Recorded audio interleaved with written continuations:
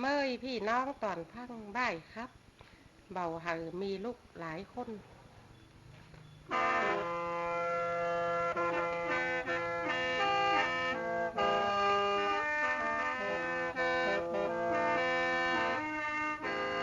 ถ้าพึ่งหมู่เจ้าพี่น้องตัวยน้อมดังซี่เฮา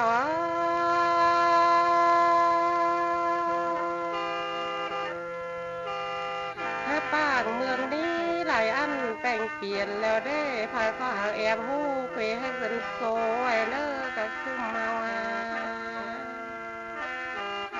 ถ้ายิงปากนี้หลายล่วงฮอกแอบกันได้กับซุ่มเฮา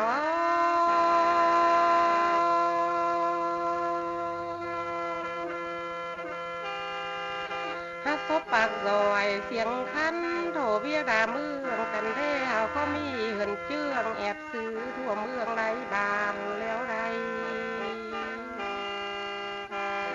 ถ้าเสอนี้เฮาก็แอบท่องอีกเวียดกลางเอ้ยเชื่อถูสีอุ่นฟ้าแล้วได้กันซุ่มเฮา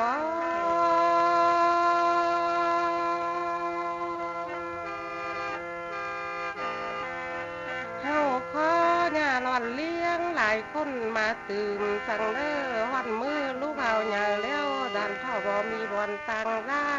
นั้นใดด่านทอบฟ้ากันโคตอนเดียวเมื่อยามปังกอนนั่นเองกะซุ่มเฮา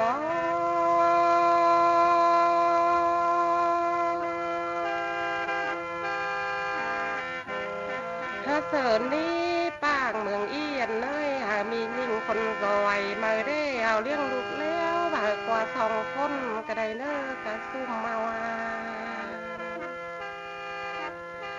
ถ้าเสริญนี้ลูกผู้ความเมื่อยังมีท่อเอ็มแจเศร้าดูเลยเนอสุมพี่น้องเฮา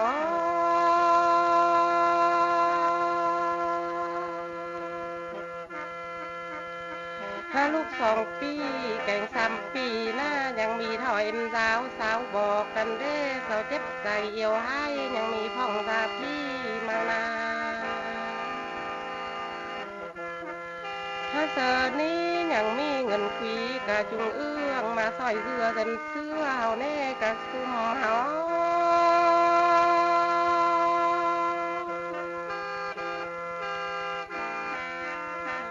ถ้าเสอนี่นะเผายังสวยหน่อมน้อยดัดว่องกินซ่าเสียเด้อไว้เสียงกันไปจกแป้งเจียดสารเสียไร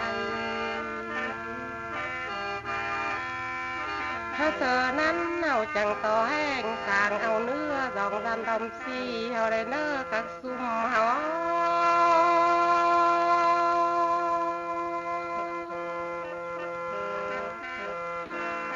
เฮาจังเจมีเฮือนกว้าง